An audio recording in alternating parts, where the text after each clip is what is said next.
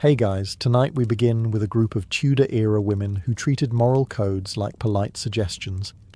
The Tudor world was obsessed with virtue, chastity, and public image, which makes its scandals infinitely more entertaining. So before you get comfortable, take a moment to like the video and subscribe, but only if you genuinely enjoy what I do here. And let me know in the comments where you're tuning in from and what time it is for you. It's always fascinating to see who's joining us from around the world. Now, dim the lights, maybe turn on a fan for that soft background hum, and let's ease into tonight's deliciously indecent history lesson together. Anne Boleyn didn't just break hearts. She broke the Catholic Church. That's not hyperbole. That's her dating resume. Before her, Henry VIII was your standard Renaissance monarch. Loud, vain, slightly dangerous, and married to a woman he'd stopped liking several feasts ago. Then Anne walked in, said no, and England hasn't been sober since. Anne wasn't beautiful in the way poets described. She was magnetic, clever, and fluent in making powerful men act like idiots. She'd been educated in France, which in Tudor terms meant she knew how to flirt and read, both highly suspicious traits in a woman. When Henry tried his usual royal charm, Anne turned him down so politely that he mistook it for foreplay. For 7 years, he chased her like a lovesick teenager with a tax base. Letters, gifts, promises, the works. He offered her jewels. She offered him patience. He offered her eternal love. She offered him a blank stare until he built her a church. Eventually, he took the hint and took England out of Rome. Their marriage began with fireworks and ended with accusations of adultery, incest, and witchcraft. Basically the full Tudor starter pack. Anne gave birth to Elizabeth I, which would have been fine if the baby hadn't been female. Henry wanted a son, a legacy, and someone to blame when things went wrong. Instead, he got a daughter who would later make him look like a footnote. Anne, for her part, didn't help her case. She was sharp, sarcastic, and refused to giggle at bad jokes. Traits considered high treason in the 16th century. Rumours began, evidence was found, and suddenly she was sleeping with half the royal musicians. Even her brother got dragged into the mess, which is when you know the court gossip mill had truly run out of logic. Her trial was a performance. Everyone already knew the ending. She stood tall, delivered a calm defence, and was executed with French precision. They called her immoral, manipulative, and wicked, which is exactly what every powerful woman gets called by men who can't control her. Anne didn't just seduce a king, she seduced destiny. And in doing so, she made England far kinkier, far bloodier, and frankly, far more interesting. If Anne Boleyn was the woman who made Henry VIII break the church, Catherine Howard was the one who made him lose his last shred of dignity. By the time she entered his life, Henry was middle-aged, overweight, and about as romantic as a sack of flour. Catherine, on the other hand, was a teenager, lively, naive, and raised in the kind of household that would make modern social services weep. She was the cousin of Anne Boleyn, which in hindsight should have been a red flag. The Howards had a type: beautiful, ambitious, and fatally attracted to bad decisions. Catherine was placed at court as a lady-in-waiting, which in Tudor England was essentially royal girlfriend auditions. Henry noticed her immediately, and she noticed his crown, or more likely, his treasury. Their courtship was brief, their wedding faster. By 1540, the young Catherine was queen, and Henry was convinced he'd rediscovered his youth. He called her his rose without a thorn. The poor man didn't realise roses bloom best in manure. Catherine played the part of the doting young wife beautifully, right up until she started sneaking around with a handsome courtier named Thomas Culpeper. It wasn't even discreet. Love notes were exchanged, meetings arranged, and rumours bloomed faster than Tudor syphilis. Meanwhile, an older ex-boyfriend named Francis Derham showed up demanding recognition, always a solid career move when the husband is the king. When Henry found out, the transformation was biblical. The loving husband act vanished overnight. Catherine was dragged from Hampton Court screaming, interrogated, and condemned for treason, which in Tudor vocabulary meant making the king look stupid. At her execution, she apologised for her sins and admitted she'd been more fond of pleasure than of virtue. Historians later debated whether she was innocent, foolish, or simply a teenager in the world's worst arranged marriage. The answer is probably all three. Catherine Howard was young, unprepared, and caught in the gravitational pull of a man who thought divorce was foreplay. She entered history as a cautionary tale, proof that in Tudor England, love could get you a crown, lust could get you killed, and being both could get you remembered. Before Anne Boleyn seduced Henry VIII into rewriting the Bible, her sister Mary got there first, quietly, efficiently, and without breaking a single commandment. Mary was the prototype, charming, flirtatious, and blissfully unconcerned with long-term consequences. She was sent to the French court as a teenager, which was basically Europe's most expensive finishing school for scandal. There, she allegedly enjoyed French education in every possible sense.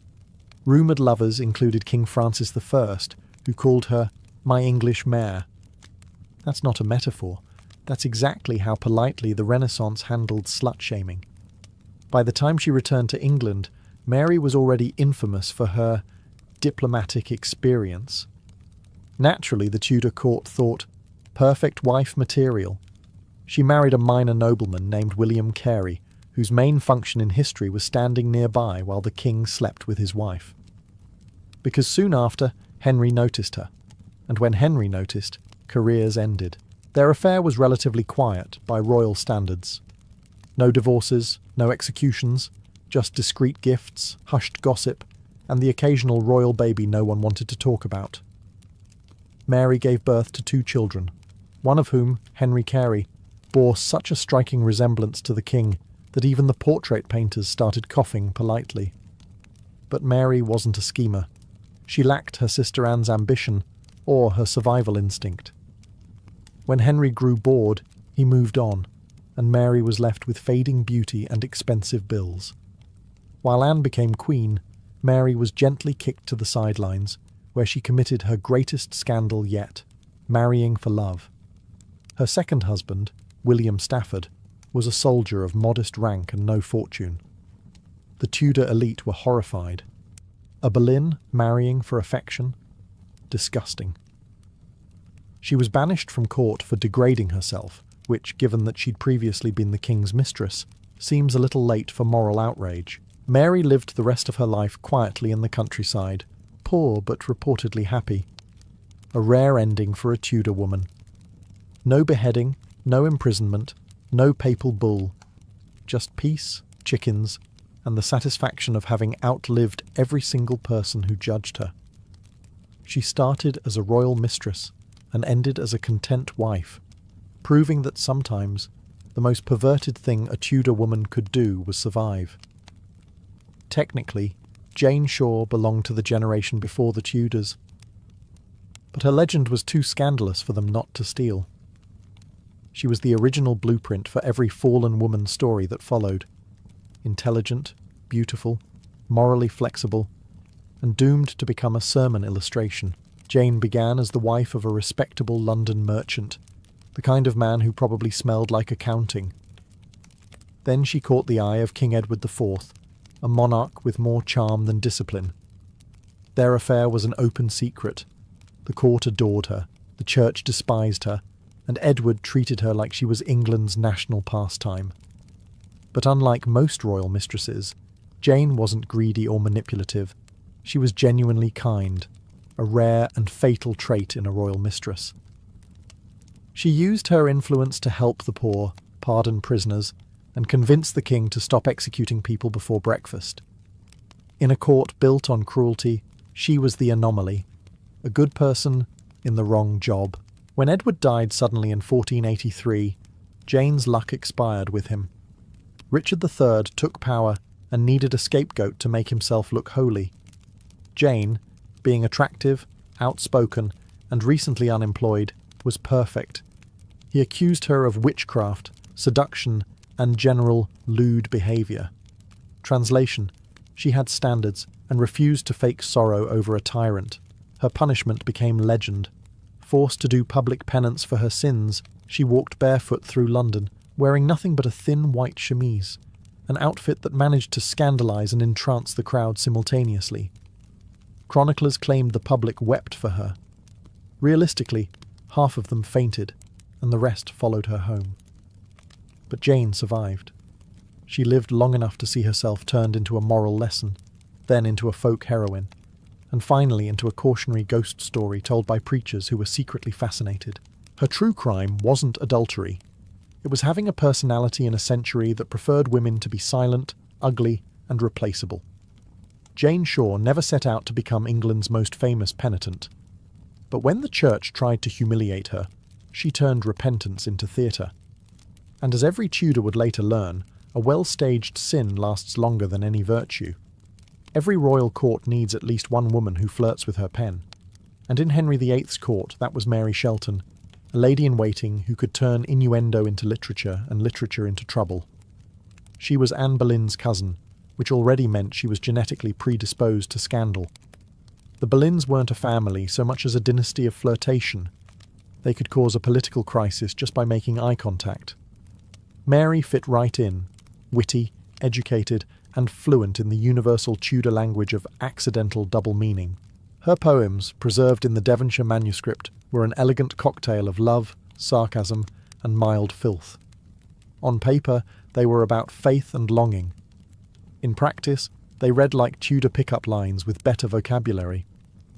She once wrote, "When I remember your parting face, mine heart doth ache in every place," which is beautiful, until you realise parting face might not mean what your high school English teacher thinks it does. Mary's verses were passed around court like gossip disguised as art. The Tudor elite adored poetry that sounded moral but felt indecent.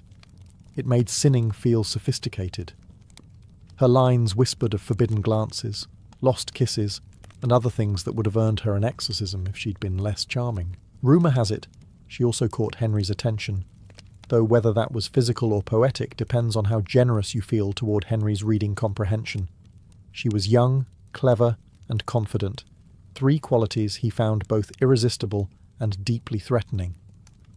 Fortunately, she never crossed the line into full mistress status, which probably saved her neck. Literally. Mary Shelton was part of that rare breed of Tudor woman who could seduce without touching, insult without being punished, and survive without apologising. While her more ambitious cousins were losing their heads, she was writing poems about heartbreak and probably laughing at everyone else's fate. History forgets most female poets of the 16th century, but Mary left her mark in ink, sharp, scandalous, and centuries ahead of her time. She never ruled a kingdom, but she conquered something arguably more difficult, staying witty, alive, and just perverted enough to make her poems immortal. Every Tudor scandal needs an accessory, and few wore that title better than Jane Boleyn, Lady Rochford. She was the kind of woman who could enter a room quietly and leave it on fire. Intelligent, observant, and terminally nosy, Jane didn't start scandals. She just poured oil on them and took notes. She married George Boleyn. Yes, that Boleyn, Anne's brother, a man whose charm didn't quite survive contact with reality. Their marriage was famously miserable.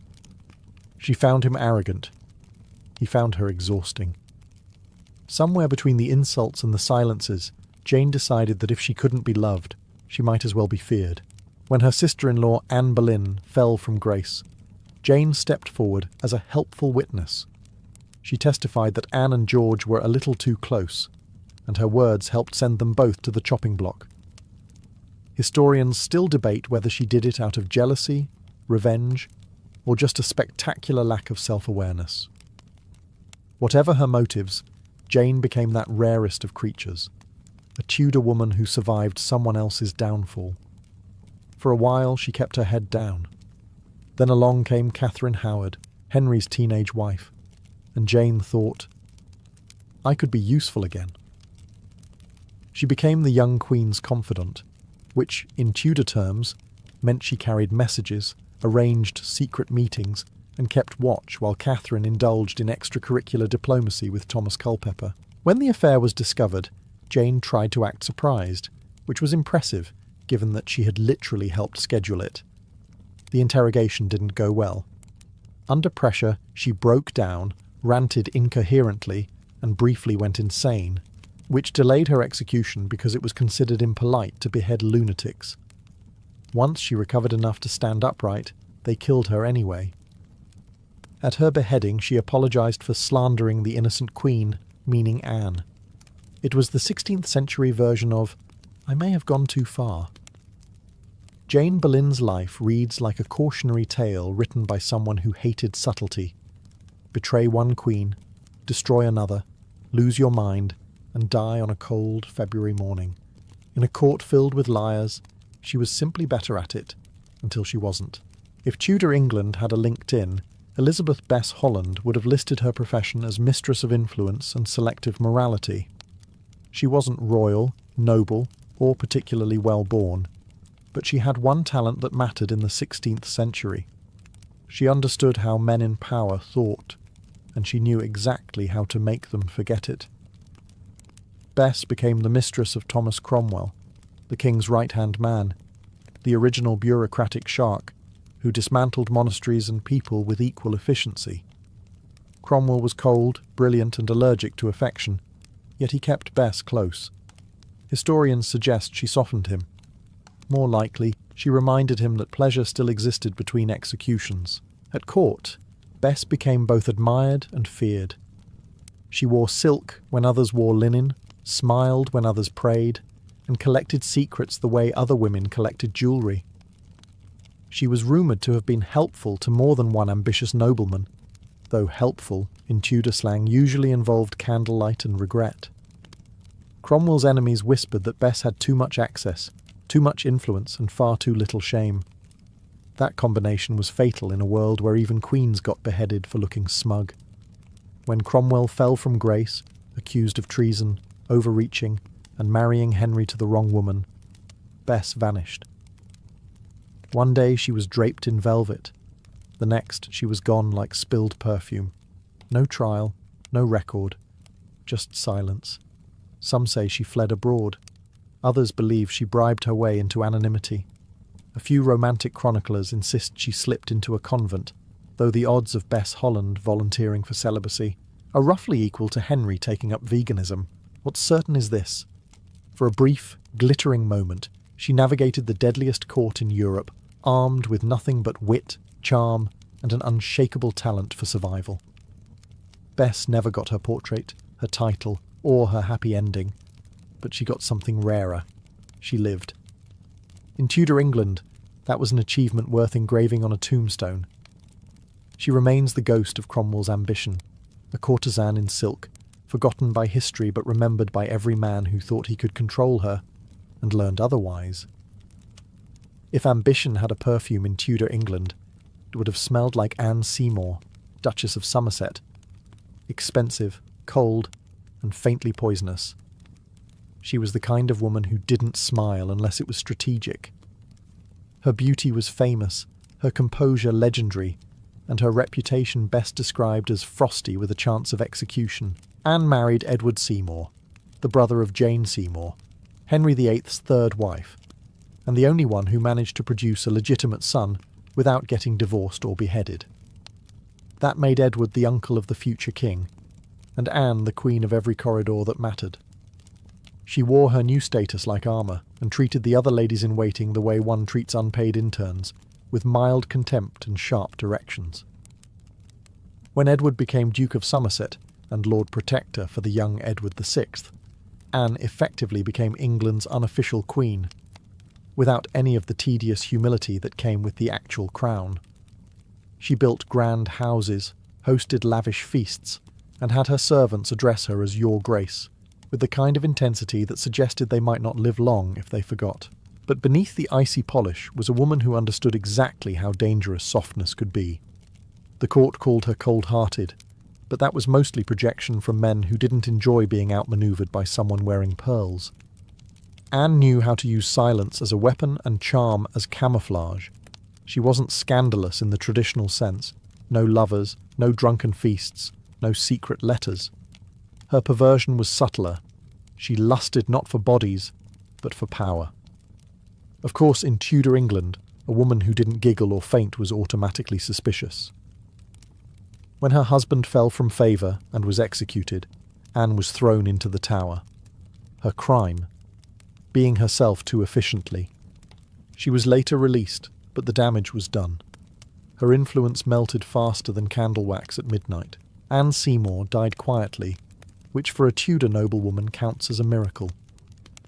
She left behind no great lovers, no juicy scandals, just a reputation for being terrifyingly competent in a world that preferred its women beautiful, brainless, and expendable. In short, Anne didn't seduce men. She intimidated them. And somehow, that was even more dangerous. By the time Catherine Parr arrived at court, Henry VIII had run out of both cartilage and wives. He was old, paranoid, and one ulcer away from a medieval fireworks display. Catherine, however, had the one quality none of his previous spouses possessed: common sense, which naturally made everyone suspicious.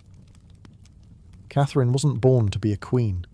She was a twice-widowed noblewoman who had spent her life quietly reading books, managing estates, and avoiding decapitation. She was intelligent, kind, and pious. 3 traits that, in Tudor England, were the social equivalent of waving a red flag at a bull wearing a mitre. When Henry proposed, Catherine politely accepted, because saying no to the king usually resulted in a sudden interest in French architecture, namely, the Tower of London. She became Henry's 6th wife in 1543, and immediately set about doing what no one else had managed, keeping him alive and relatively calm. She nursed his wounds, flattered his ego, and managed to smile convincingly while he compared her to his dead exes. But Catherine wasn't just a nursemaid with pearls. Beneath the modest gowns and psalms was a sharp political mind. She supported Protestant reform, published her own theological writings, a bold move when writing anything could get you executed, and debated religion with the king himself. Henry found this fascinating right up until he didn't. One evening, he reportedly muttered that he should have her arrested for heresy. Catherine, sensing that divine reasoning was losing to royal indigestion, quickly threw herself at his feet and said she'd only argued to distract him from his pain. Henry melted instantly. It was the 16th century version of "I was only joking." After Henry died, Catherine finally got what she'd always wanted: freedom. She married Thomas Seymour, the handsome, charming, and utterly untrustworthy brother of Jane Seymour. Unfortunately, she discovered that being a widow with money and a husband with ambition was only slightly less dangerous than being married to Henry himself. Catherine Parr died in childbirth in 1548, having outlived Henry VIII and outsmarted nearly everyone else. She was the only Tudor queen who managed to leave the marriage alive, literate, and still mildly sarcastic, which, statistically speaking, makes her the period's biggest success story. In a court full of loud scandals, Elizabeth Bessie Blount managed to become Henry VIII's mistress without setting the palace on fire, a rare achievement in an age when seducing the king usually led to public humiliation or sudden widowhood.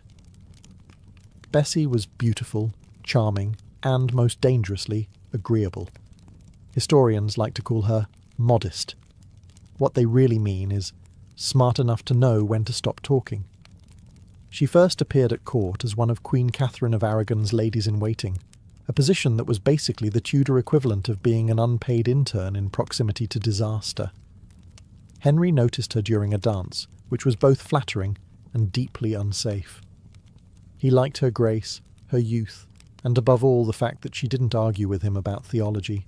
Their affair was short, sweet, and surprisingly scandal-free. No public letters, no temper tantrums, no continental wars. Bessie understood the first rule of royal romance: never outshine the monarch. She was discreet to the point of invisibility, which ironically made her irresistible. When she became pregnant, the entire court pretended not to notice, which is impressive considering subtlety wasn't really the Tudor brand. In 1519, she gave birth to Henry Fitzroy, the king's only acknowledged illegitimate child, a name so grand it sounds like he came pre-packaged with a crown. Henry adored the boy, showered him with titles, and even considered making him heir. For a brief moment, Bessie's son stood on the edge of destiny, until he died young, as most Tudor heirs inconveniently did. As for Bessie, she handled motherhood and royal discard with equal composure. Henry rewarded her with a nice marriage to a quiet gentleman named Gilbert Taleboys, essentially the Renaissance version of an early retirement package. She bore him more children, avoided gossip, and lived long enough to see her more ambitious successors lose their heads, literally. Bessie Blount wasn't a schemer or a saint. She was a woman who understood the dangerous mathematics of power: one affair, one son, and 0 executions. In the blood-soaked soap opera of Tudor England that made her practically a genius. While others chased crowns, Bessie chose survival. And in Henry's England, that was the most seductive move of all. If Tudor England were a chessboard, Frances Howard would have been the queen who smiled sweetly while knocking over all the other pieces. Born into the powerful Howard clan, professional survivors of royal mood swings, Frances was raised on court politics, gossip, and the unshakable belief that sin is just strategy with better lighting.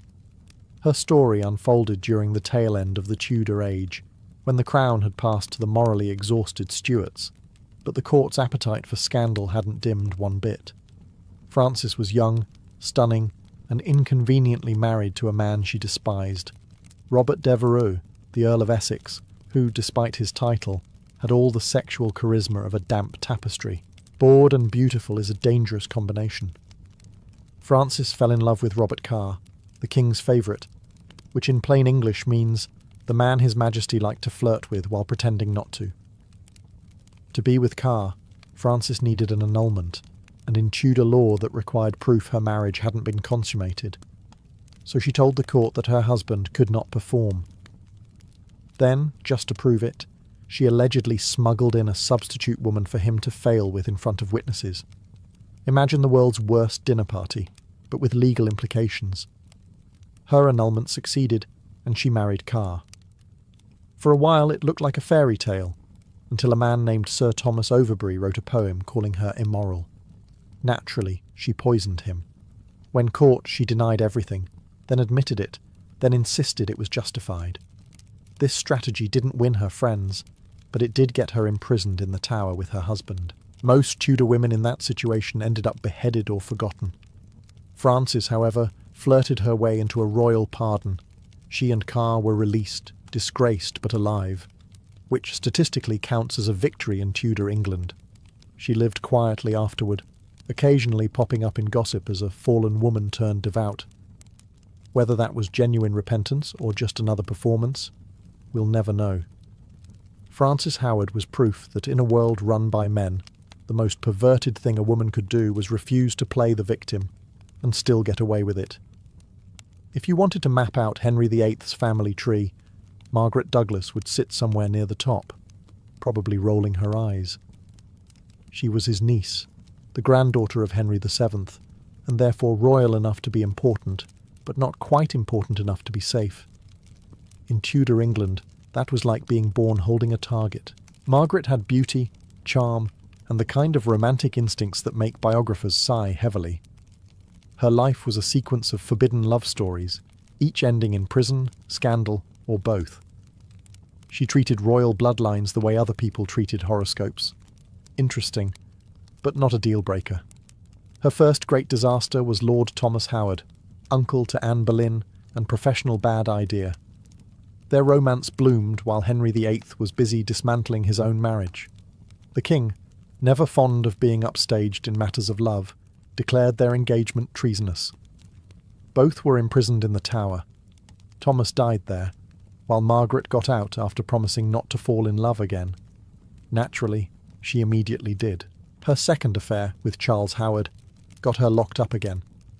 You'd think she'd have learned, but Margaret had the soul of a poet and the self-preservation instincts of a candle in a gale. Every man she chose was either politically radioactive or already claimed. The woman had a type, and that type was career-ending. Still, Margaret wasn't stupid, just stubborn.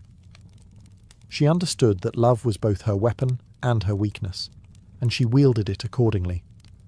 Later in life, she became the matriarch of a dynasty that would outlast all her tormentors. Her grandson, James VI of Scotland, would eventually become James I of England, uniting the crowns that had destroyed half her family. So, yes, the woman who spent her youth flirting herself into prison became the grandmother of a king who ruled both kingdoms. Not bad for someone whose hobbies included treasonous romance and stubborn survival. Margaret Douglas's story reads like a Tudor version of a tragic comedy. Too royal to be ignored, too passionate to behave, and too smart to stay quiet.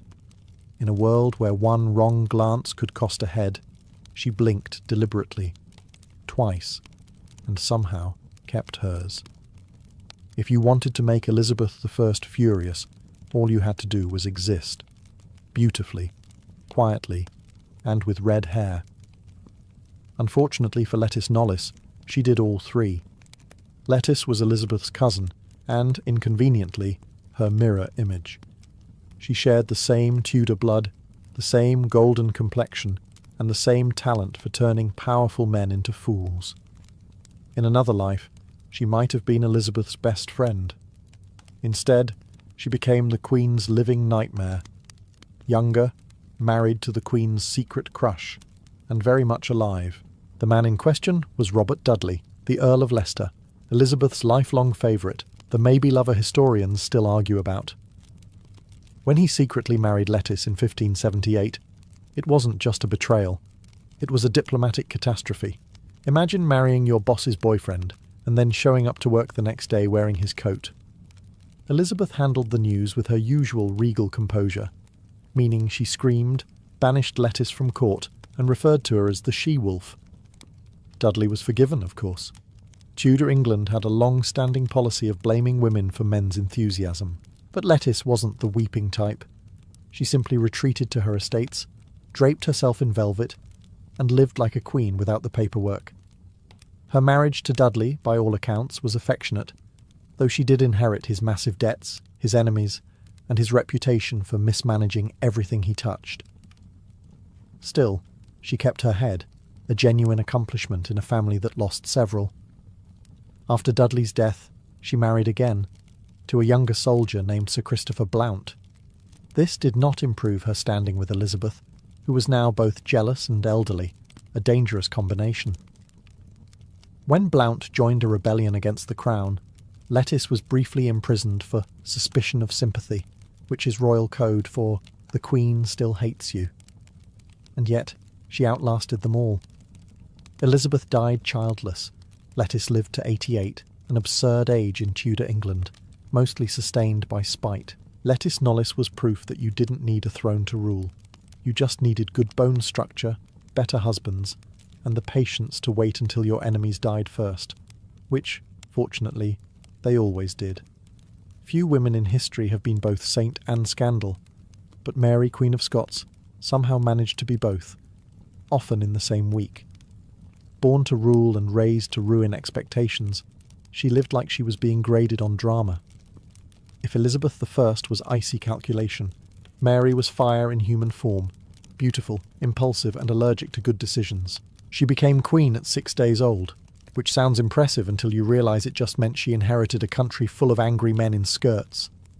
The Scots adored her in theory and conspired against her in practice.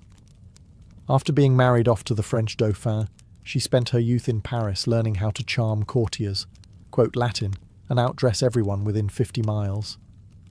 When her French husband died young, Mary returned to Scotland, a widow, a queen, and crucially, still fabulous. Her next marriage, to Lord Darnley, looked good on parchment, handsome, noble, Catholic. In reality, he was a jealous drunk with the emotional stability of curdled milk.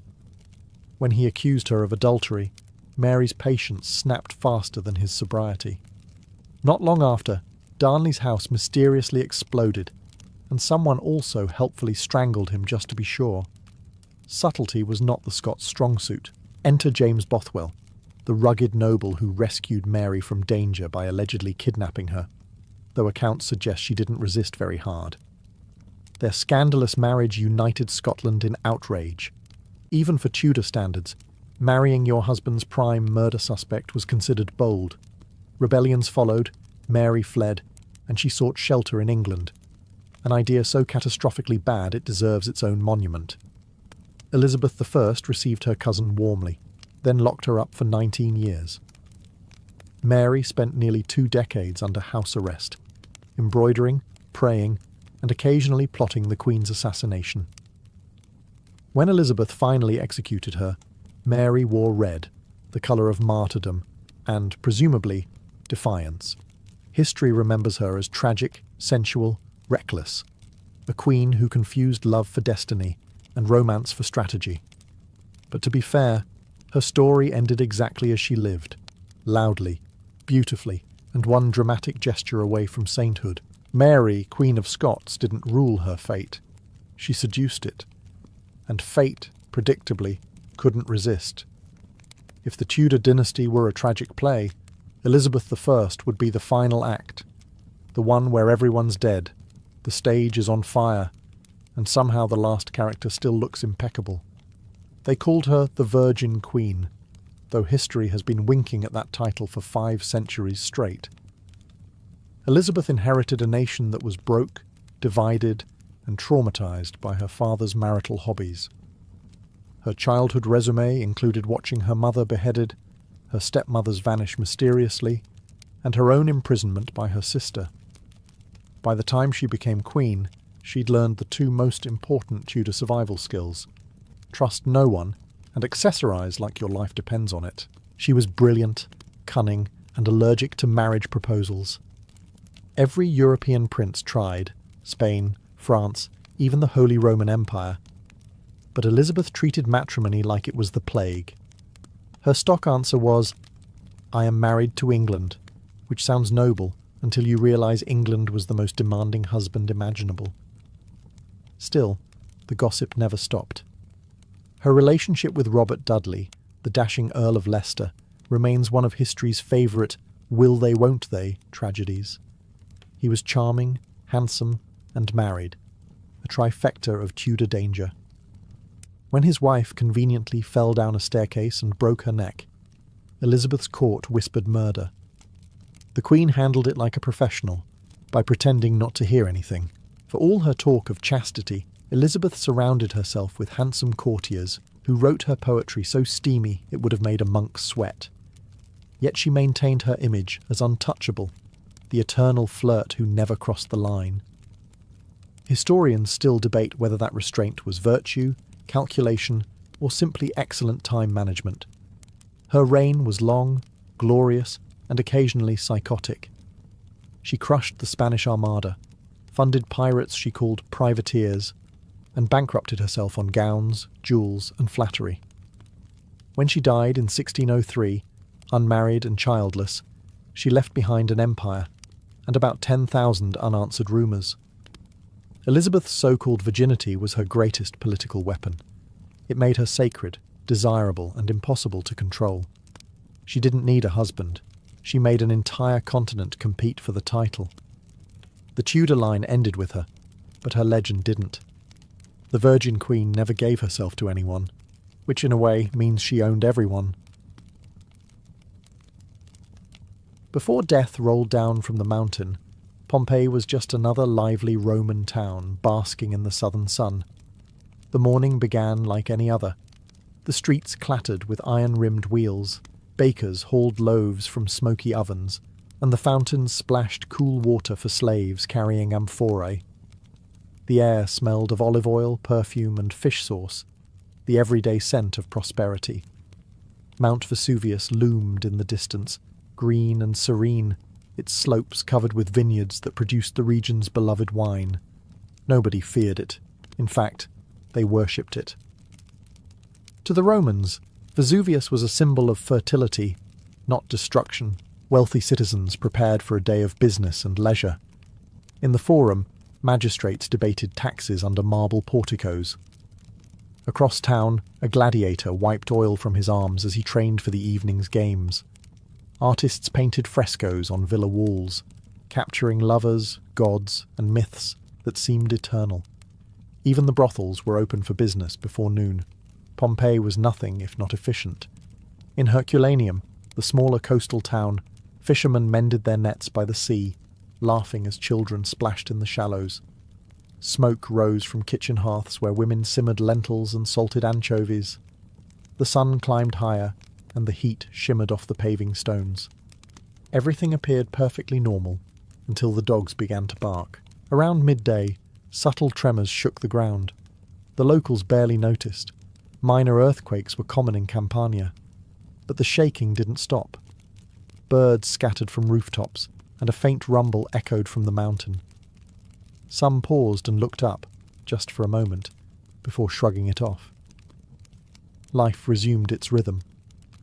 By early afternoon, the air grew oddly still. A faint, sulphurous smell drifted through the markets, mingling with the scent of figs and wine. Farmers on the slopes saw the first puff of dark smoke curling from Vesuvius Peak. They assumed it was another small fire, perhaps a shepherd's signal. But that smoke would not clear. It would climb, spread, and darken the sky. For now, though, Pompeii and Herculaneum carried on, unaware that this ordinary summer morning would soon be frozen in ash, preserved forever as the last perfect moment before the world ended. It began with a sound, not thunder, but something deeper. A low, continuous groan, like the earth itself exhaling after centuries of silence. Birds vanished, dogs whimpered and bolted through the streets. Then came the first explosion. At around 1 in the afternoon, the summit of Mount Vesuvius cracked open. A jet of black smoke and molten debris shot upward with terrifying force, forming a vast column that clawed into the blue sky. Pliny the Younger, writing from across the bay in Misenum, described it as a pine tree rising to the heavens, its trunk the pillar of smoke, its branches the spreading clouds of ash. Within minutes, daylight began to fade. Pompeians flooded the streets, craning their necks toward the mountain. At first there was confusion more than fear. Some citizens pointed, marvelling at the spectacle. A fiery omen, a sign from the gods. Others ran to temples, offering hurried prayers to Jupiter and Vulcan, desperate for meaning in the chaos. Housewives gathered valuables, while fathers argued whether to stay or flee. Nobody truly understood what was happening. Then came the ash. Fine. Grey particles began to fall like snow. At first, people laughed, brushing it from their hair and tunics, but soon the flakes thickened, darkening the air and clogging throats. The sun vanished completely behind a rolling curtain of black. Torches were lit, but even their flames seemed to shiver in the suffocating dust. By the second hour, roofs began to creak under the growing weight of pumice stones.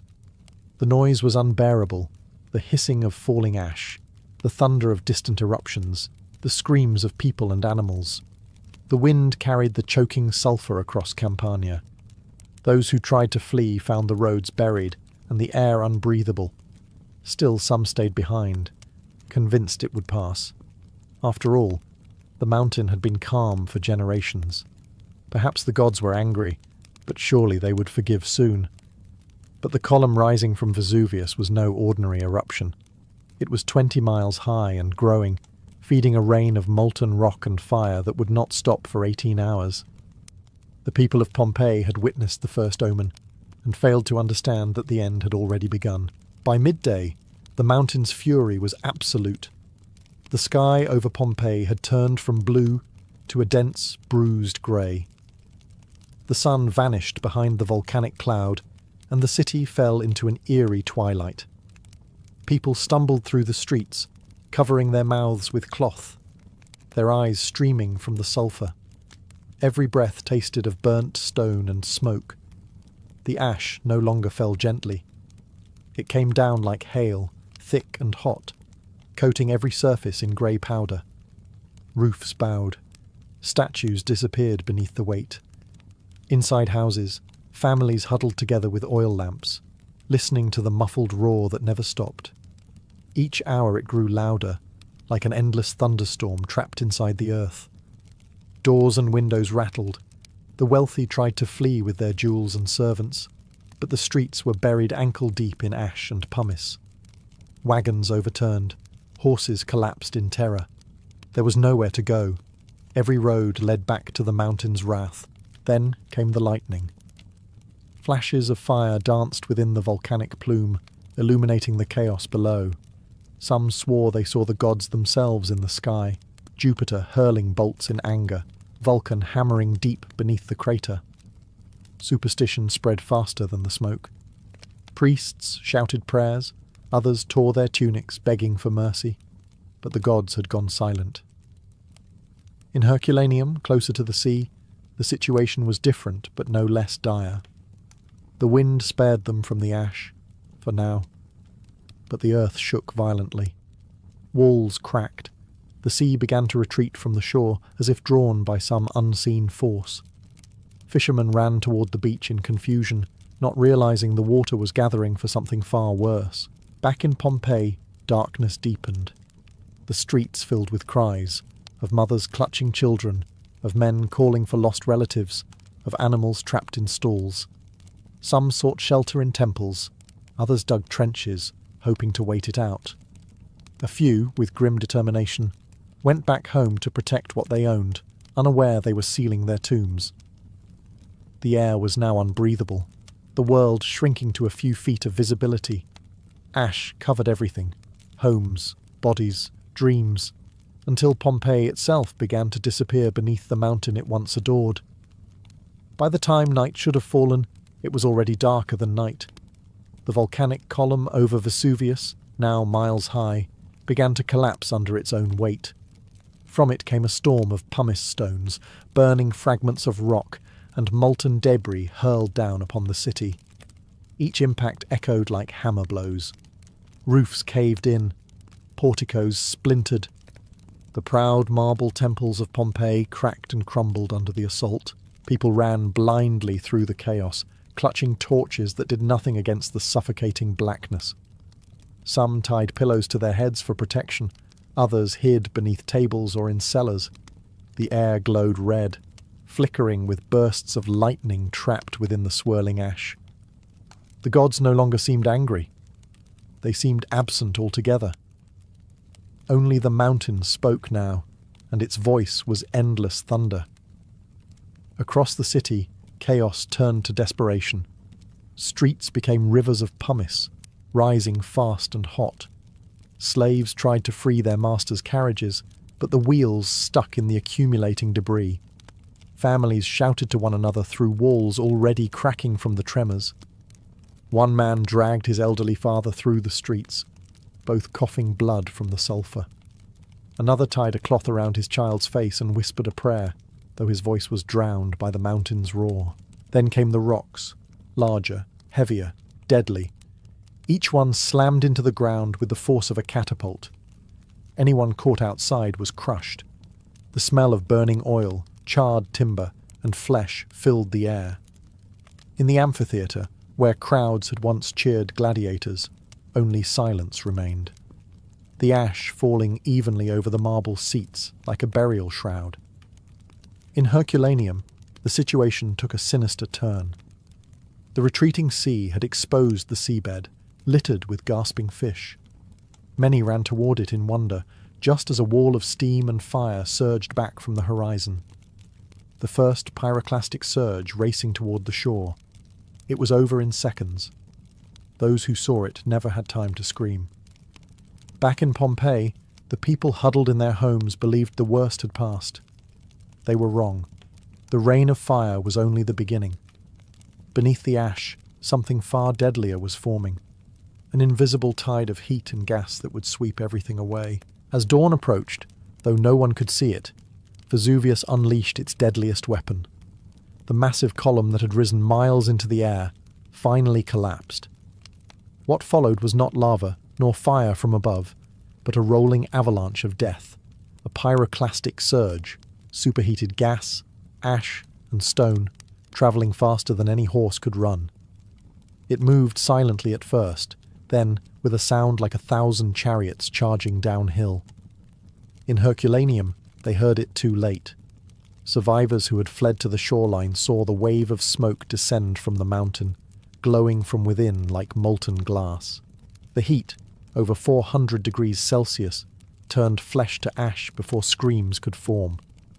Dozens took refuge in the boathouses, huddling together in the dark, clutching one another as the blast hit.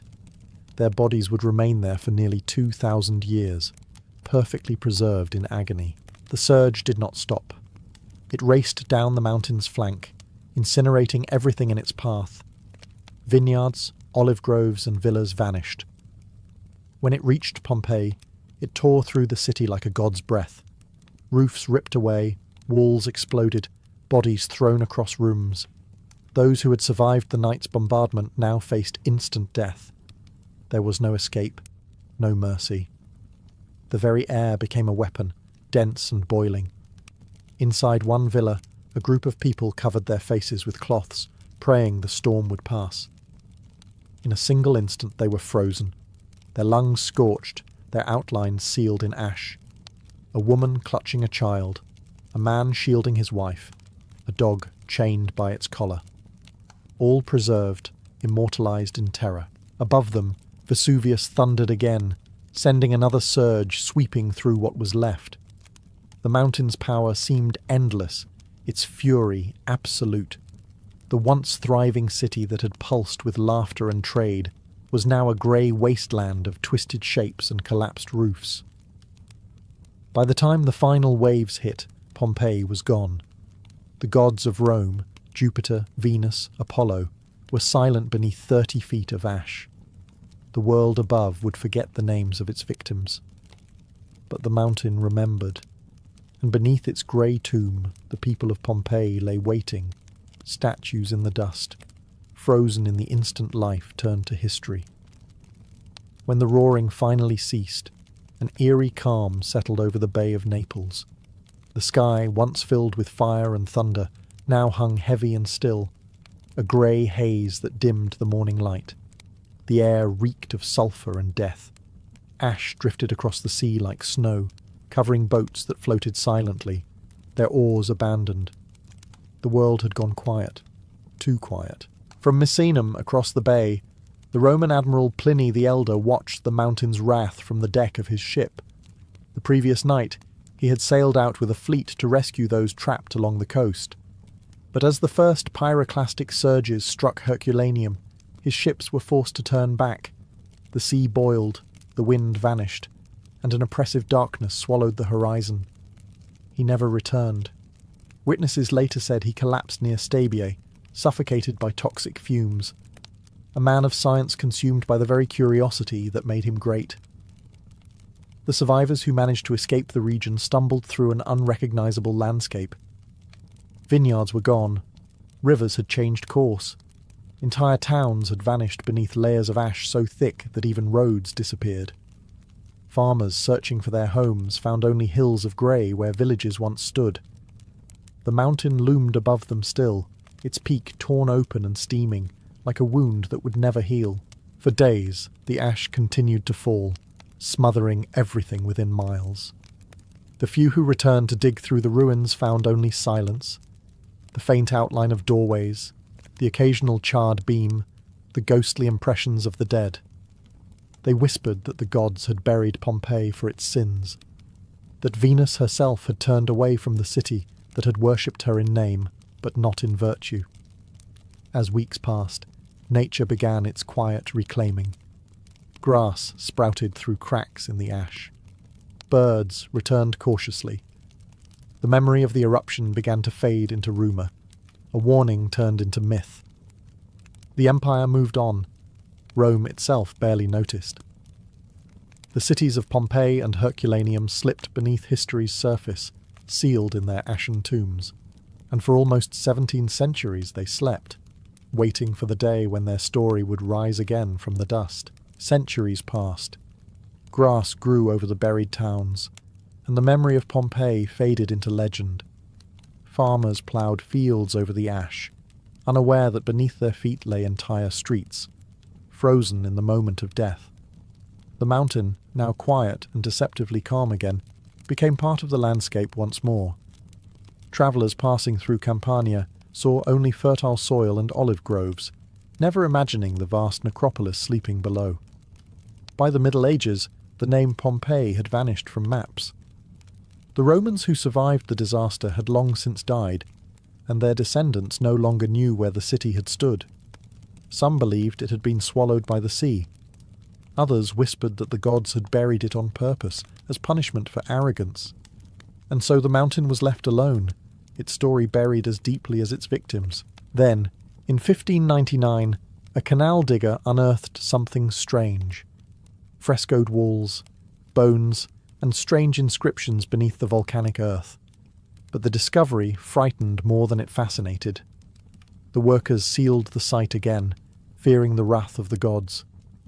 It would take another century for curiosity to triumph over superstition. In 1748, under the reign of Charles III of Bourbon, systematic excavations began. What they uncovered stunned the world.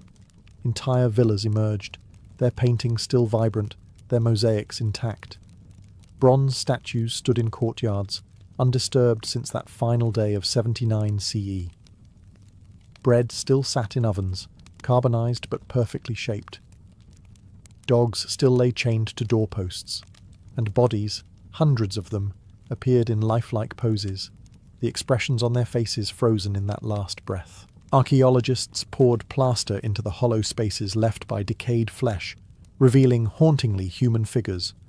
A mother shielding her child, a man covering his mouth, a couple locked in a final embrace. Pompeii was reborn, not as a city of the living, but as a ghost preserved in stone. The rediscovery of Pompeii offered something no text or scroll ever could.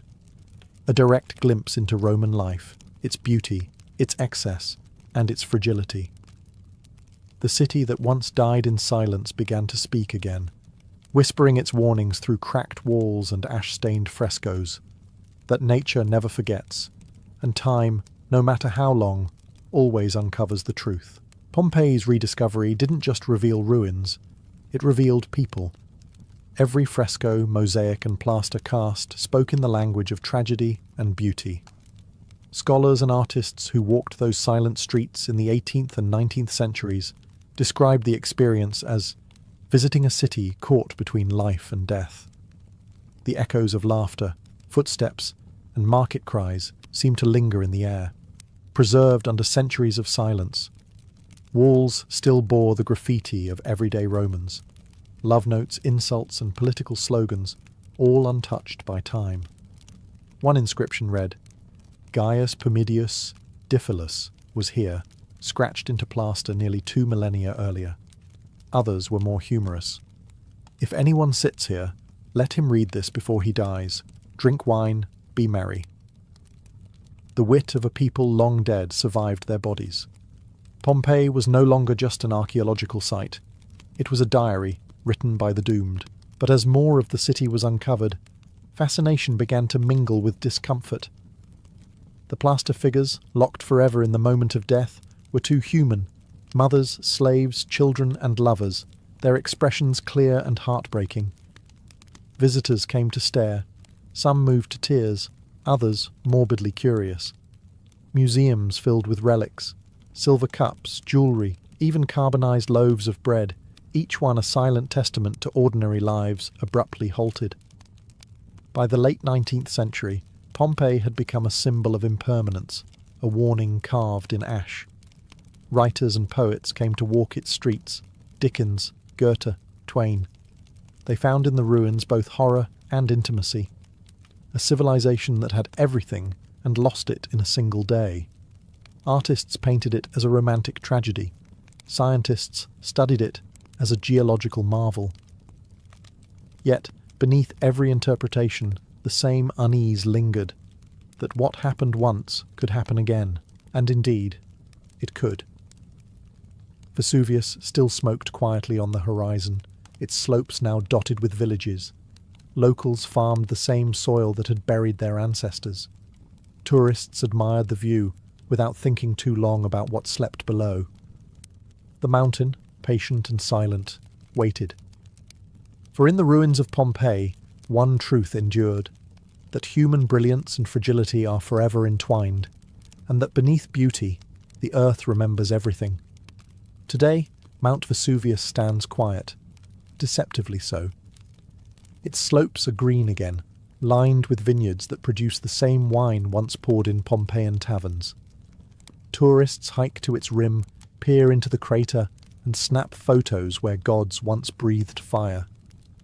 To the casual eye, it seems peaceful, a sleeping giant that has long since surrendered its rage. But beneath that serene facade lies a cauldron still alive, simmering in silence. Scientists know this. The magma chamber hasn't cooled. It waits. At its feet, modern Naples bustles, a city of millions living in the shadow of ancient death. Children play soccer on the same plains where ash once fell like snow. Farmers plough fields that hide the bones of emperors' subjects. Each year, tremors ripple through the region, reminders that the earth is not as stable as it looks.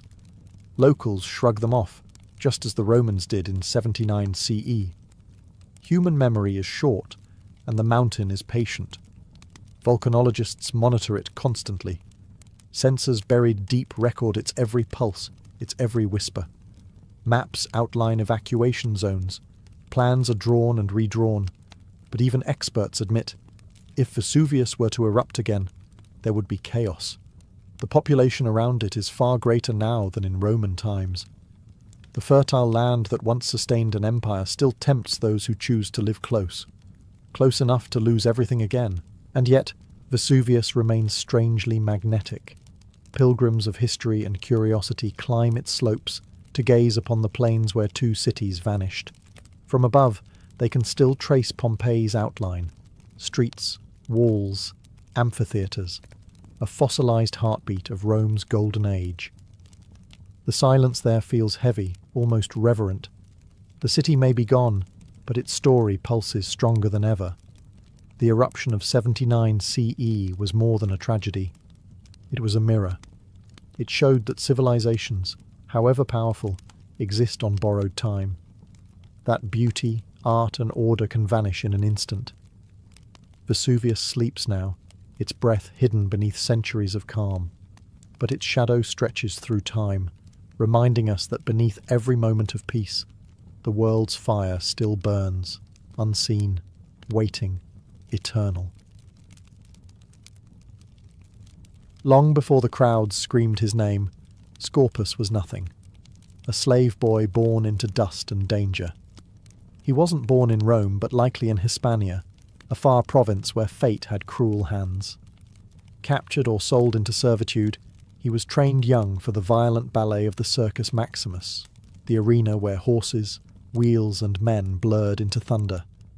There, boys like him were moulded into racers, their childhood traded for speed. The life of a charioteer was no child's game. Training began before sunrise. Scorpus learned to control 4 horses, the quadriga, while balancing on a wooden platform no wider than a door. One slip, and you'd be dragged to death, your body crushed beneath the hooves. The instructors were ruthless. The arena did not forgive mistakes, and neither did Rome. He was property, a tool for entertainment. But in the empire, even a slave could chase glory. Charioteers who survived long enough could earn their freedom and unimaginable wealth. The factions that ruled the circus, the reds, blues, greens and whites, were more than sporting teams. They were empires of their own, each with patrons, political influence, and fanatic supporters who painted city walls with slogans of devotion. Scorpus began in the stables of one of these factions, shoveling manure, grooming horses, and watching races from the shadows. But the boy had something others didn't: precision, nerve, and a terrifying calm under chaos. He could read a horse's breathing, predict a rival's mistake, and turn the chariot's reins like an artist flicking a brush. When he finally entered his first race, the crowd hardly noticed him, a nameless slave among legends. But when the gates opened and the horses exploded into motion, Scorpus handled his reins with impossible grace. He took the inside curve so tight that even veterans flinched. Dust rose, wheels screamed, and by the final lap, His name was on every tongue. He crossed the finish line not as a slave, but as a promise, a new star in the making. The crowd roared his name, and for the first time, Scorpus looked up at the imperial box and thought, maybe the gods have noticed me after all. The Circus Maximus, Rome's heartbeat, its madness, its addiction. It could hold 250,000 people, each one shouting, betting, praying for victory. To the crowd, chariot racing wasn't sport. It was religion. They wore their faction's colours like war paint, the blues, greens, reds, and whites. Men died for these colours. Riots broke out over them. Senators and slaves sat side by side, their eyes locked on the dust storm that was the track. For Scorpus, the circus was both a stage and a battlefield. Every race began with the same ritual, the creak of the starting gates, the blare of trumpets, the pounding of hooves. 7 laps, 1,200 metres each, and every inch could kill you. The trick wasn't just speed, it was nerve. The corners, the mete, were killers. Too wide, and you'd lose time. Too tight, and you'd crash, dragging your team and rivals into a tangle of reins and blood. Scorpus mastered those corners like few before him. He became known for his precision, the way his chariot seemed to brush death without fear. Crowds gasped when he cut the turn so close the wheel nearly kissed the post. His control was supernatural. Even veteran drivers stared in disbelief.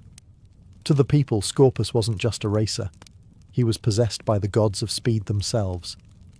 As victories piled up, so did the fame. His name appeared on graffiti across Rome. Scorpus, the pride of the Greens. Victory to Scorpus? Children carved it into walls.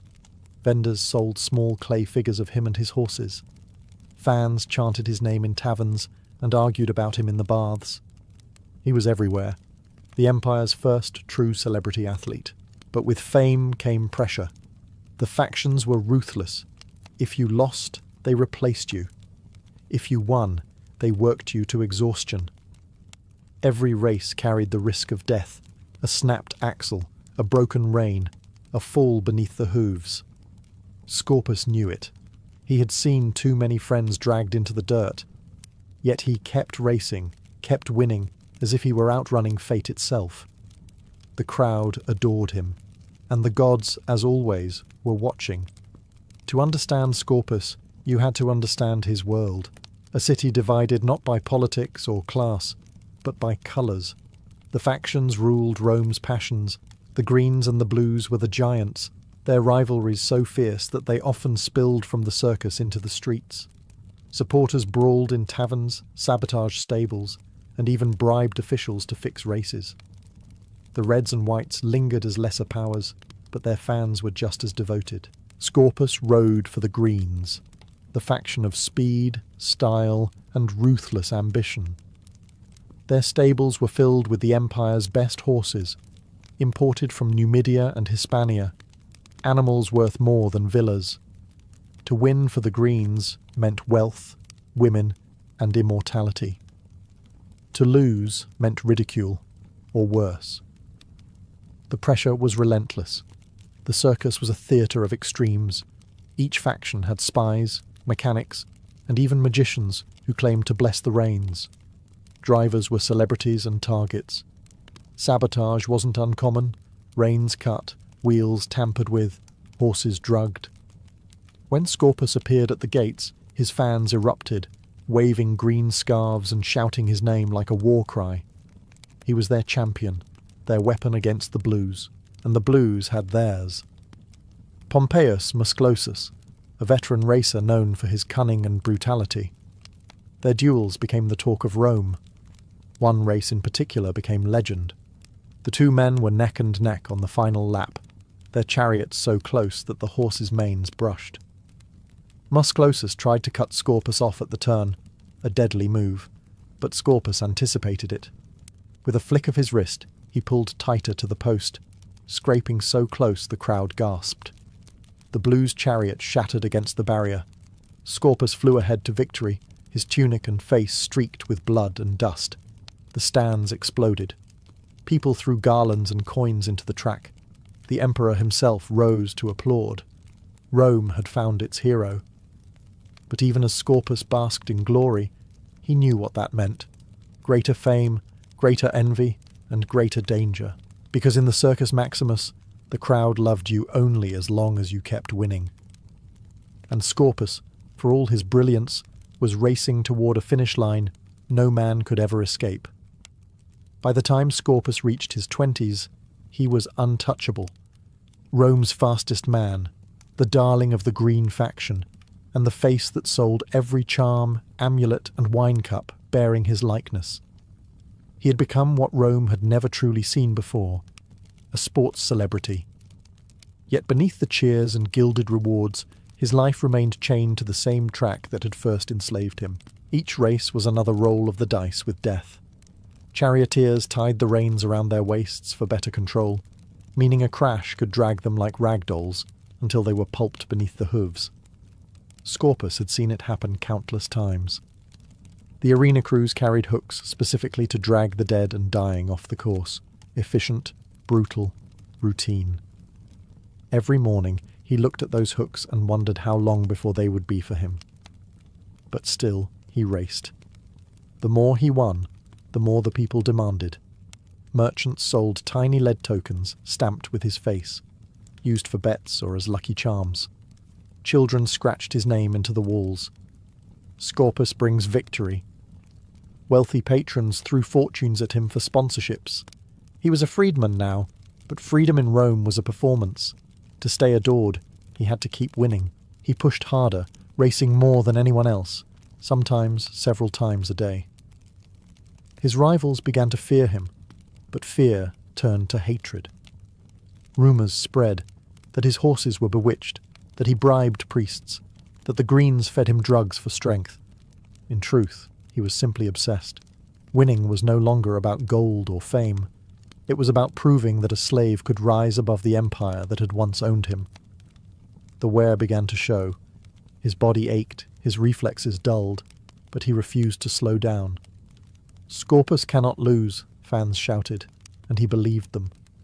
Each morning, as he stood in the chariot yard lacing the reins, he stared at the mountain of wreaths, trophies, and gold plates that lined his chamber, proof of his immortality.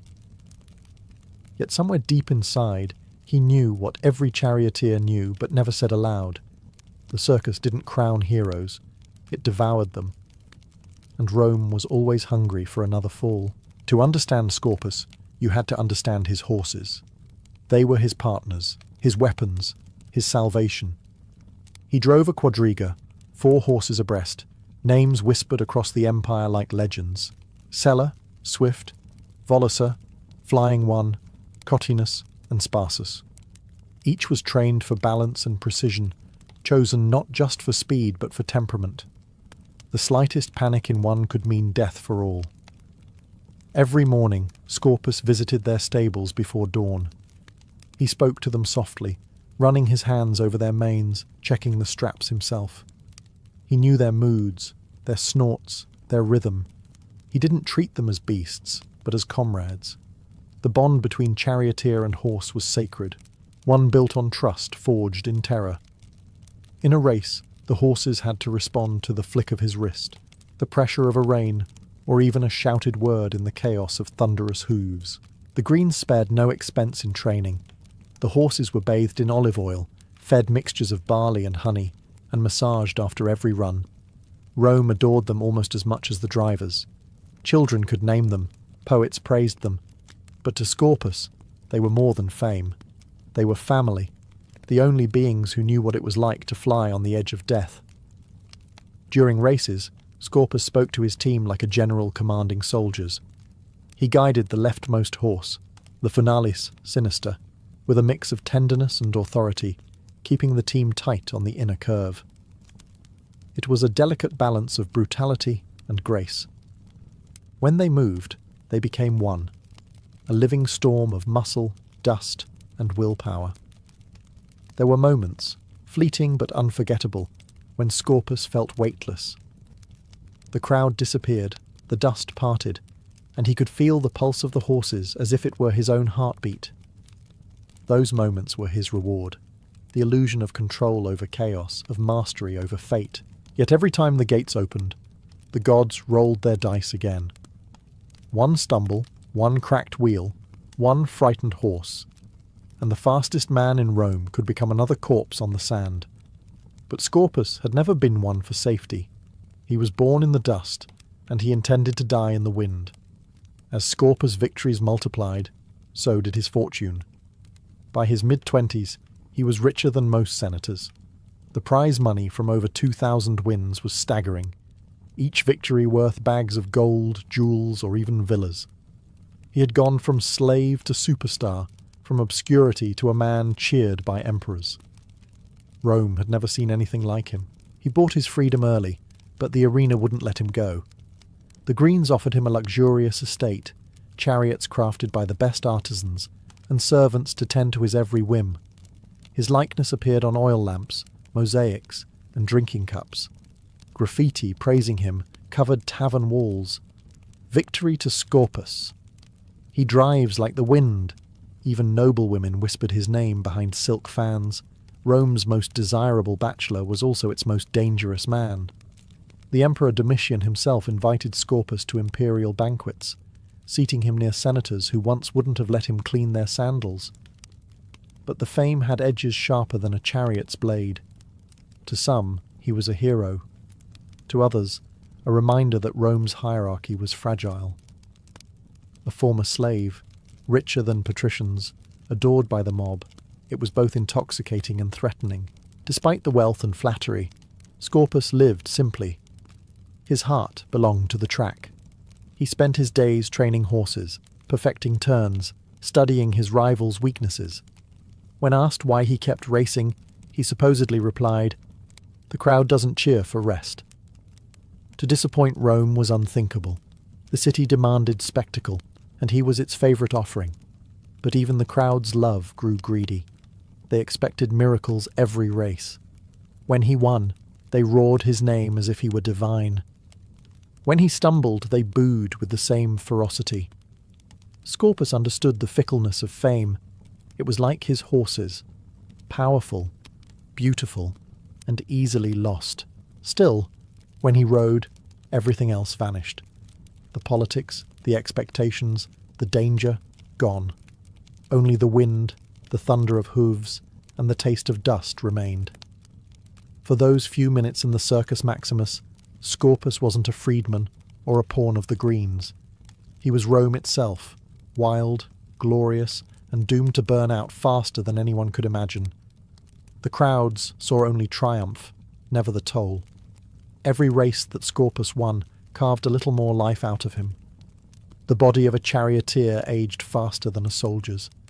His hands were a map of scars, his knees shattered from years of standing on a wooden plank as the chariot jolted and slammed through turns. His back ached constantly. His lungs burned from breathing dust and ash, and his eyes squinted against the blinding sun and grit of the track. He was barely 26, and already an old man by the standards of his trade. Few charioteers lived past 30. The circus had its heroes, but it buried them young. Their names were carved into tombs, not triumphal arches. Every driver knew it. Scorpus knew it best. Yet every dawn he strapped the reins around his waist again and stepped into the same chariot that might kill him. Some said he was addicted to the speed. Others whispered that he was cursed, that no man could win that often without the gods demanding payment. Rome loved him, but the city's love was cruel. The same crowds that cheered him would cheer his death.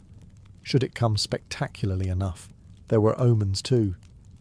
A chariot wheel that cracked before a race, the sudden death of one of his favourite horses, strange dreams that left him shaken. His friends begged him to slow down, to retire while still whole. He smiled and waved them off. "The race ends when the sand drinks the blood," he joked, the kind of joke only a man who's tasted death could make. Still, the unease grew. His rivals muttered that he'd tempted fate too long. Priests warned that Fortuna's wheel turned fastest for those at the top, but Scorpus couldn't stop. For him, Life outside the circus wasn't life at all. The roar of the crowd, the trembling ground, the moment when the horses broke free from the gates, that was his existence. And somewhere deep down, he must have known that his next victory could be his last. Rome didn't build legends to last forever. It built them to burn brilliantly, and then vanish in the dust. It was a cold morning in the winter of 95 CE when Scorpus climbed into his chariot for what would become his final race. The sky above the Circus Maximus was a flat, grey sheet, the kind of light that dulled the shine of the armour and made the dust look like ash. The crowd didn't care. They filled the stands as they always did, roaring for the greens, the blues, the reds, the whites. But when Scorpus appeared at the starting gates, even the noise shifted. Rome knew greatness when it saw it. The horses, Sella, Volusa, Catinus, and Sparsus, stamped and snorted, sensing the tension. Scorpus leaned forward, murmuring to them, as he always did, steadying their breath and his own. He had done this thousands of times, but that morning something in him felt distant, as though he were watching himself from outside his body. Perhaps it was fatigue. Perhaps it was fate. The horn sounded. The gates flew open.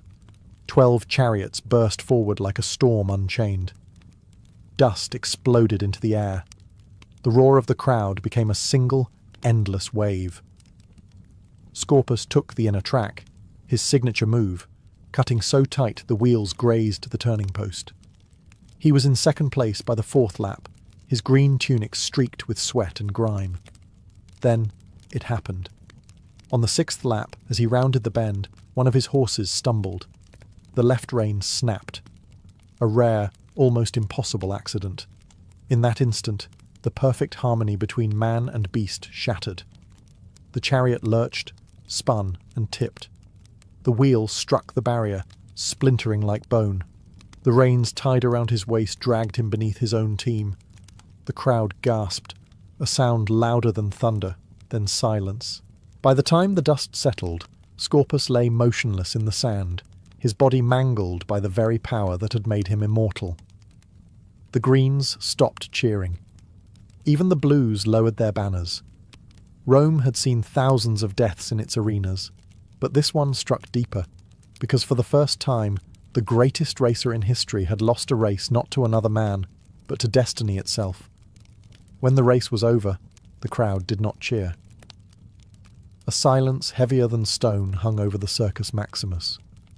The emperor's attendants covered their faces. Even the bookkeepers, who recorded every lap and every wager, stopped writing. Scorpus was gone. He had died instantly. His spine snapped, his body broken beneath the hooves of his own horses. But in Rome, death was not the end. It was the beginning of legend. Within hours, word spread through the city. From the Subura to the Palatine Hill, people whispered, "Scorpus is dead." Tavern patrons slammed their cups down in disbelief. Boys who had dreamed of driving for the Greens wept in the streets.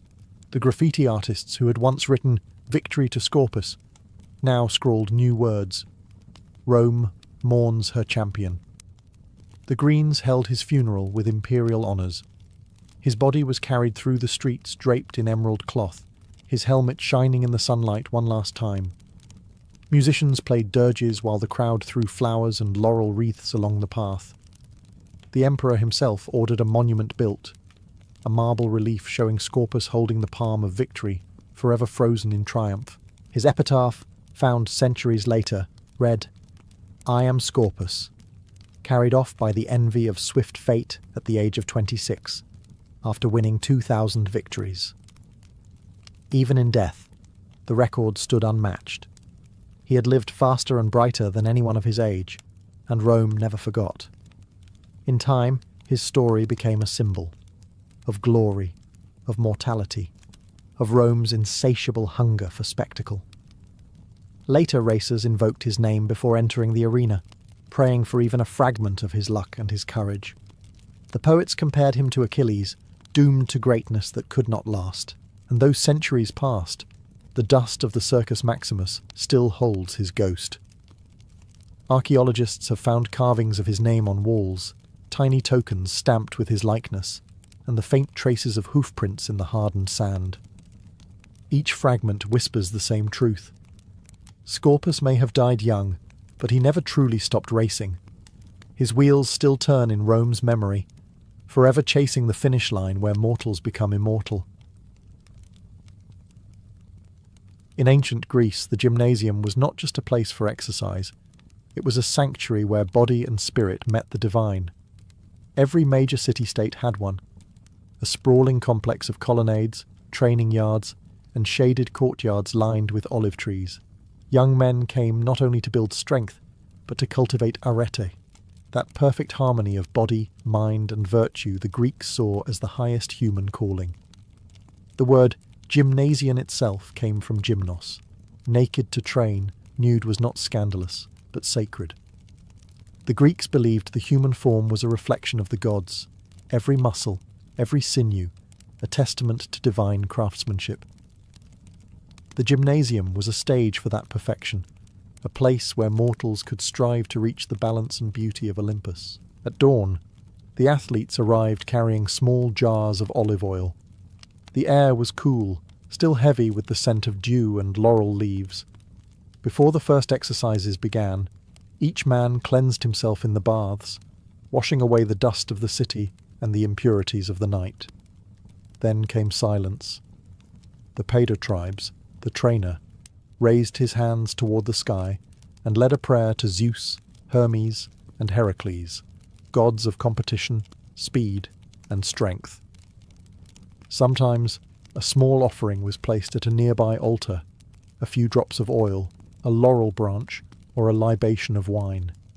The young athletes stood still, their oiled skin glistening under the morning sun. This was not mere vanity. It was ritual. The oil symbolized vitality, the divine fire within. It protected the body and honored the gods who granted strength. Once anointed, they dusted themselves with fine sand from the training yard to give grip, but also to connect flesh with earth, mortal with eternal. When the prayers were done, the courtyard came alive. The crack of discus, the thud of javelins, the rhythmic shouts of men wrestling on the ground. Yet beneath the sweat and exertion, everything was bound by reverence. The gymnasium was not only where champions were made, it was where citizens learned to worship through motion. To sweat in Greece was to pray. Before a single muscle flexed, before a single discus flew, the Greek athlete began his ritual with oil. Olive oil, the lifeblood of Greece, was sacred. It came from the groves of Athena herself, pressed in bronze vats, stored in small alabaster flasks called ariboloi. To anoint the body with oil was not mere preparation, it was devotion. The act transformed the athlete from an ordinary man into something almost divine. In the soft morning light, the men gathered in the apoditerion, the undressing room. There, they stripped bare, leaving behind their cloaks, sandals, and all marks of status. Nobles and commoners stood side by side, equal under the gaze of the gods. Slaves held out the oil, and the athletes rubbed it across their skin. Slow, deliberate strokes that gleamed under the rising sun. The fragrance filled the air, sharp, green, and clean, mixed with the faint metallic tang of bronze. Oiling the body had practical purposes. It softened the skin, prevented injury, and trapped warmth. But the deeper meaning was spiritual. The olive tree was sacred to Athena, goddess of wisdom and strategy, and its oil symbolized purity and strength. To oil the body was to invite divine favor, to ask the goddess to dwell within the limbs that would soon test their limits. After anointing came the strigil. Made of bronze or iron, the curved blade was used to scrape away the mixture of oil, sweat, and dust that clung to the skin after training. The scraping made a rasping sound, rhythmic and oddly soothing. The residue, a greyish paste, was collected in jars, sometimes even sold for its supposed healing powers. To the Greeks, even the sweat of athletes carried sacred energy. When their bodies shone like polished marble, the athletes stood ready, their skin glowing, their hearts steady, their minds focused. Every movement from that moment forward was ritual. The oil was not armor, but offering. It was said that a well-oiled body pleased the gods as much as the sight of a well-tuned lyre.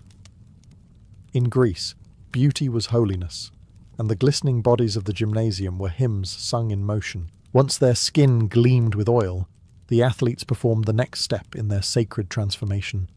They dusted themselves with sand. It was not random dirt from the ground, but fine sieved dust from the palestra, the wrestling yard. Trainers kept piles of it near the edges of the court, gathered from years of sweat and footprints. This was the conies, the sacred dust. It clung to the skin like a second blessing. Practically, the sand prevented athletes from slipping during wrestling or losing grip in combat sports. But its meaning reached far deeper. Oil symbolized divine favor. Dust symbolized mortality. Together they created balance, body and soul, heaven and earth. To coat one's oiled body in sand was to acknowledge that every man, no matter how strong, was still bound to the soil of Gaia. The Greeks saw beauty in this contradiction. Perfection wrapped in impermanence. In the gymnasium, trainers moved among the men, ensuring each athlete was properly anointed and dusted.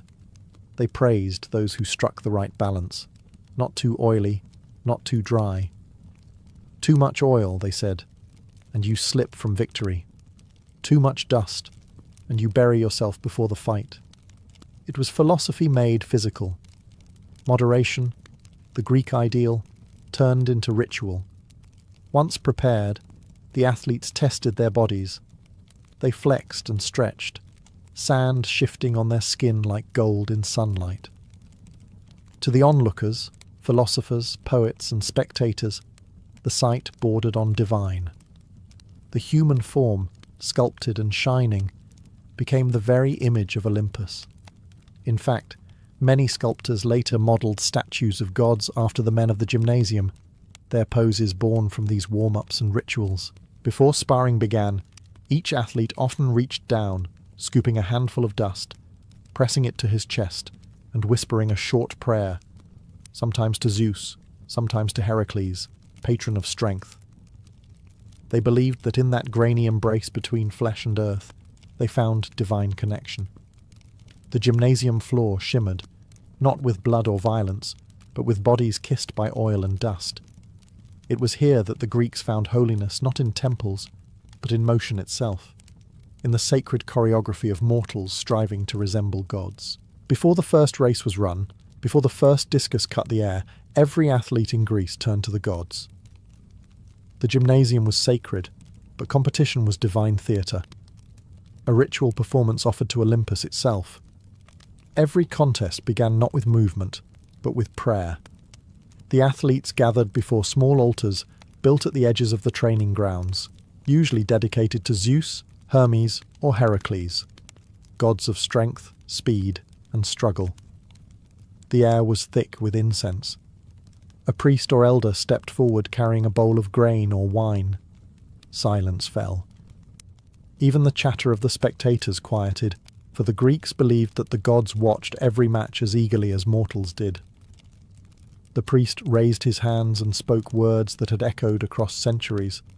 Grant these men strength without hubris, courage without rage, and victory worthy of the gods. Each athlete then offered his own private prayer. Some knelt, others simply bowed their heads. They might whisper to Hermes for speed, to Apollo for grace, to Zeus for triumph, or to Nike, the winged goddess of victory, asking that her favour rest lightly upon their shoulders. The offerings were simple but symbolic. Small cakes of barley, splashes of oil, or sprigs of laurel. No athlete dared enter the field without honouring the divine order that governed both fate and fortune. To compete without prayer was unthinkable, almost blasphemous. It meant arrogance, the worst sin in the Greek world. Even champions knew their victories were borrowed, gifts lent by the gods that could be snatched away without warning. Many athletes made vows before the games. If they won, they would dedicate their olive crown to Zeus, or donate their prize money to the local temple. When When the prayers ended, the tension broke. The crowd erupted in cheers, flutes began to play, and the competitors stepped onto the sand, their bodies gleaming, their spirits calm. The Greeks believed that prayer aligned the human heart with the divine rhythm of the cosmos. In that still moment between supplication and competition, mortal and god stood side by side. The contest that followed was not mere sport. It was worship made visible. When the prayers ended, training began, not as chaos but as a carefully choreographed ritual. The gymnasium was a symphony of motion. In one corner, wrestlers locked arms in clouds of dust, their muscles straining under the morning light. In another, runners sprinted along the xystos, their feet striking the packed earth with rhythmic precision. The sounds of exertion, grunts, shouts, and the crack of javelins echoed beneath marble colonnades. Training in Greece was as much philosophy as it was physical mastery. Each discipline represented a virtue. Wrestling taught endurance and cunning. Running built perseverance. The discus demanded grace. The javelin required precision. To train the body was to discipline the soul. No man can be free, said the philosopher Epictetus, who is not master of himself. The gymnasium was where that mastery began. The Paido tribes, the trainer, watched closely. His voice carried across the yard, instructing, correcting, commanding. He was part teacher, part priest, part sculptor, shaping human clay into ideals of perfection. Beside him stood the Elliptes, the oiler, who rubbed down tired limbs, massaged cramped muscles, and anointed bruises with warm oil and herbs. The process was intimate, rhythmic, and revered. Every movement was intentional. The Greeks did not train for chaos, they trained for harmony. Before throwing a discus, an athlete would pause, breathe, and visualize its flight.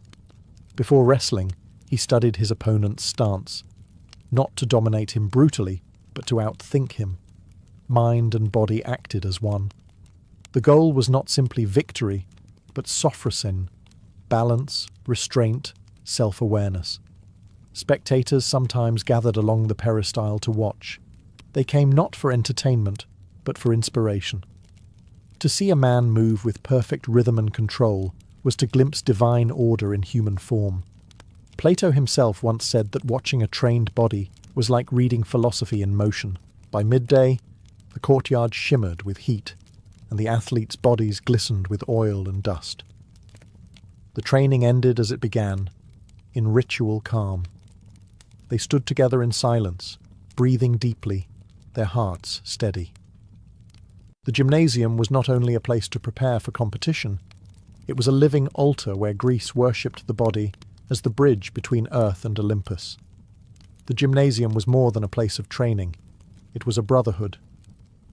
Within its marble walls, men of every background came together, farmers, soldiers, poets, and aristocrats. Here, rank meant nothing. Every man stripped bare, united by sweat, discipline, and shared devotion to the gods.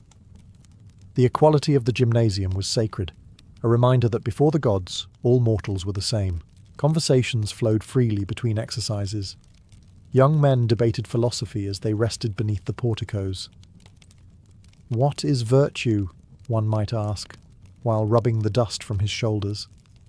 Another would quote a line from Homer, or challenge a companion to a race to settle the matter.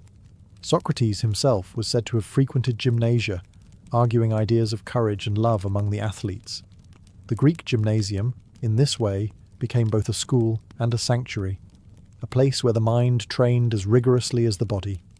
Older men served as mentors, teaching not only techniques but ideals, humility in victory, dignity in defeat, and respect for the opponent. Younger athletes were taught to compete not for personal glory alone, but for the honour of their polis. Rivalries were fierce, but respect was absolute.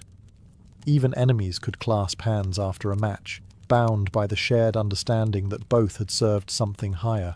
After training, men bathed together in the lutron, a ritual of cleansing that erased the dirt of competition and restored equality.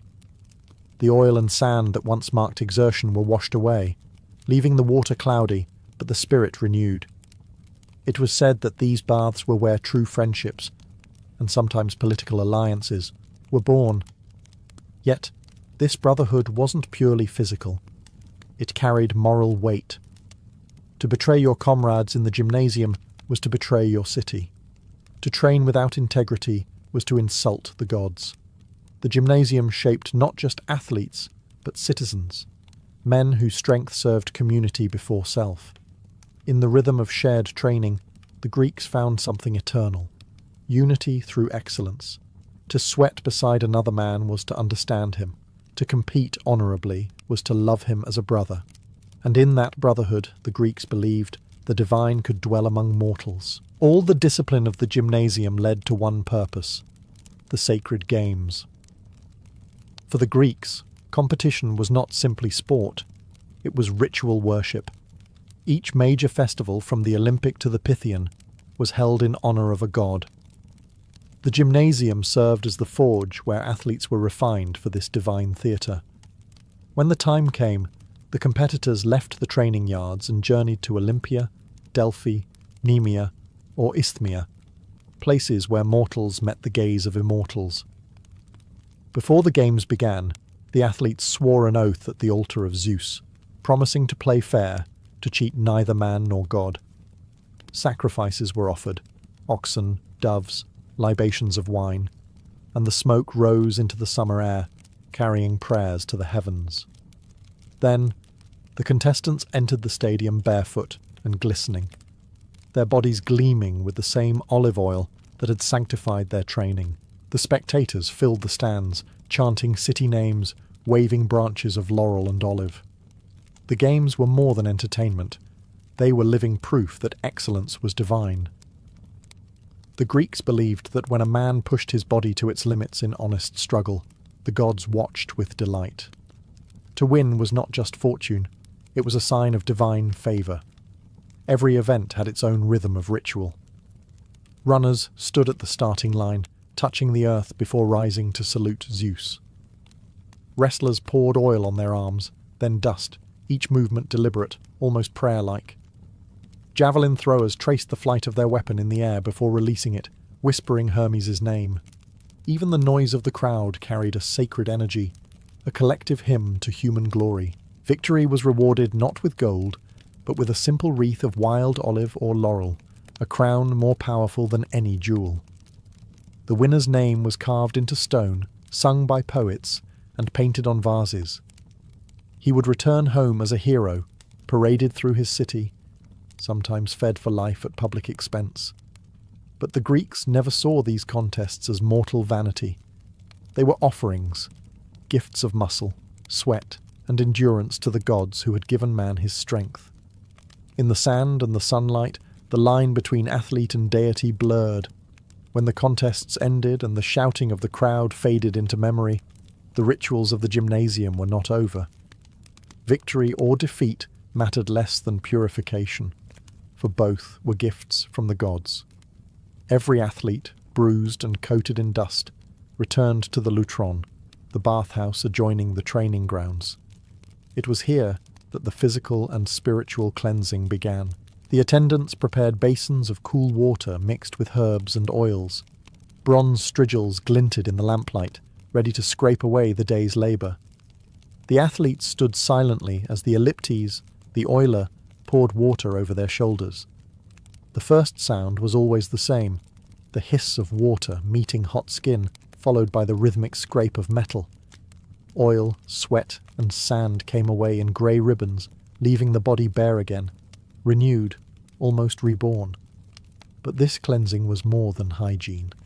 It was a symbolic act, a shedding of mortal toil.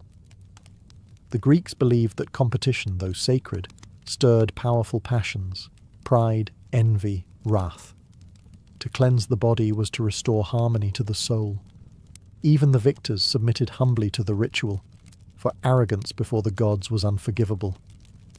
The loser, meanwhile, was comforted with equal reverence.